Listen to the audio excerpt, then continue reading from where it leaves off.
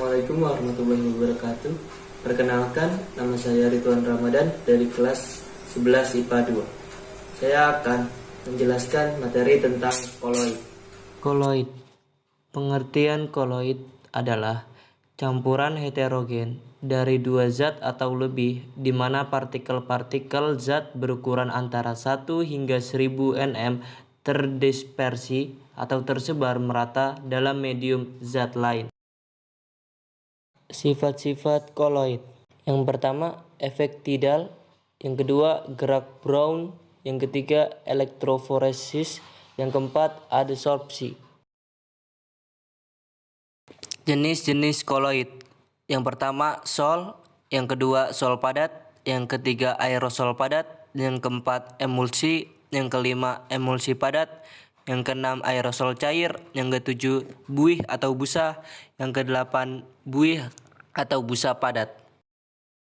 Contoh soal pertama. Mengapa campuran koloid umumnya memberikan warna, ya seperti larutan yang sering tidak berwarna? Pembahasannya. Karena partikel-partikel koloid ukurannya lebih besar dibandingkan larutan murni. Akibatnya, cahaya yang melaluinya terhamburkan sehingga menimbulkan warna. Contoh soal yang kedua. Berikut ini merupakan sifat koloid.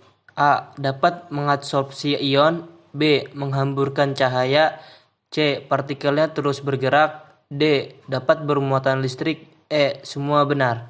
Pembahasannya. Sifat-sifat partikel koloid antara lain. 1. Dapat menyerap melalui permukaan atau adsorpsi. Yang kedua, dapat menghamburkan cahaya atau efek Tyndall.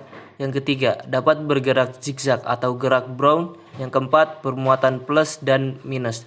Jadi, jawabannya semuanya benar, yaitu E.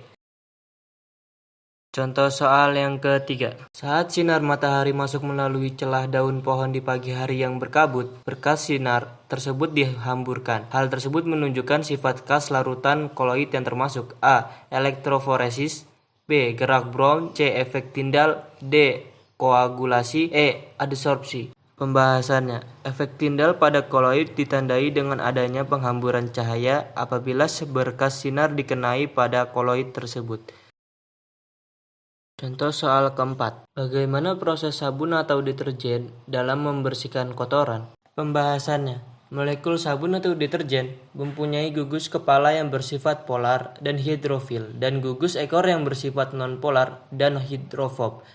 Bila sabun dilarutkan dalam air, bagian kepala akan menghadap air dan bagian ekor akan menghadap ke dalam mengelilingi dan mengikat pengotor.